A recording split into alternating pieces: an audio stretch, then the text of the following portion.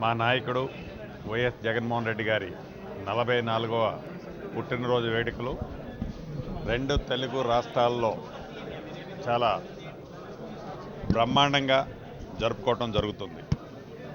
ప్రధానంగా అనేక మంది పుట్టినరోజులు ఆర్భాటంగా జరుపుకుంటున్నప్పటికీ మా నాయకుడు ఈ పుట్టినరోజుని ప్రజల కోసం ఏదైతే మహానేత దివంగత నేత రాజశేఖర్ రెడ్డి గారు ఆశయాలు నెరవేర్చడం కోసం వైఎస్ఆర్ కాంగ్రెస్ పార్టీ స్థాపించిన దగ్గర నుంచి ఇప్పటివరకు కూడా ప్రజల్లో మమేకమై ప్రజల కష్ట సుఖాలు తెలుసుకుంటూ వారి సమస్యల పరిష్కారాన్ని కనుగొనే దాంట్లో తను శక్తియుక్తులన్నీ ఉపయోగించడం జరుగుతుంది. ఈరోజు అసెంబ్లీ జరుగుతున్నప్పటికీ పుట్టినరోజు వేడుకలో తన వంతుగా తను ప్రజల మధ్య జరుపుకోనప్పటికీ ప్రజలు తన మీద ఉన్న ప్రేమ అభిమానంతో 44వ పుట్టినరోజుని చాలా పెద్ద ఎత్తున జరుపుకుంటున్నారు.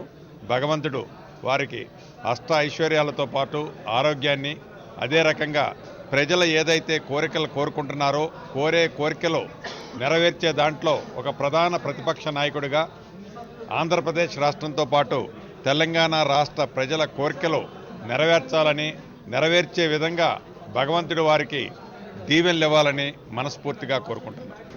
వైఎస్ జగన్మోహన్ రెడ్డి గారి 44వ జన్మదిన శుభ సందర్భంగా రాష్ట్రంలోని అటు తెలంగాణ రాష్ట్రంలో కావచ్చు, అటు ఆంధ్రప్రదేశ్లో కూడా కార్యకర్తలు, అభిమానులు, నాయకులు అందరూ కూడా ఆయన జన్మదిన సందర్భంగా అన్ని సేవా కార్యక్రమాలు చేస్తున్నారు. అందులో భాగంగా హైదరాబాదులో ముఖ్యంగా పార్టీ ఆఫీస్లో కూడా జగన్మోహన్ రెడ్డి గారు పర్టికులర్గా ఏం చెప్పారంటే, మనం సంబరాలు చేసుకోవడము బాగుండదు, రెండు రాష్ట్రాల్లో ఇక్కడ కరువు ఉంది, అక్కడ వరదలు కూడా ఉన్నాయి, మనము ఎటువంటి పార్టీ హెడ్ ఆఫీస్లో చేయడం మంచిది కాదు అని చెప్పడం వల్ల ఇటువంటి ప్రాంతాల్లో అంటే అభిమానులు ముఖ్యంగా ఇక్కడ IT, information technology, software engineers అందరూ కూడా రక్తదాన శిబిరం ఏర్పాటు చేయాలి జగన్మోహన్ రెడ్డి గారి జన్మదిన సందర్భంగా అని చెప్పేసి ఈ కార్యక్రమం చేయడం జరిగింది. తప్పకుండా జగన్మోహన్ రెడ్డి గారు ఏదైతే మామూలుగా ఎప్పుడు కూడా ఆయనకి ఇట్లా ఆడంబరాలు ఇష్టం ఉండదు కాబట్టి మేము ఓన్లీ సేవా కార్యక్రమాలతోనే ఈ కార్యక్రమం ఆయన జన్మదిన సందర్భంగా ముగిస్తున్నాం. అంటే ఉమ్మడి రాష్ట్రాన్ని 18 మంది ముఖ్యమంత్రులు పరిపాలన చేశారు.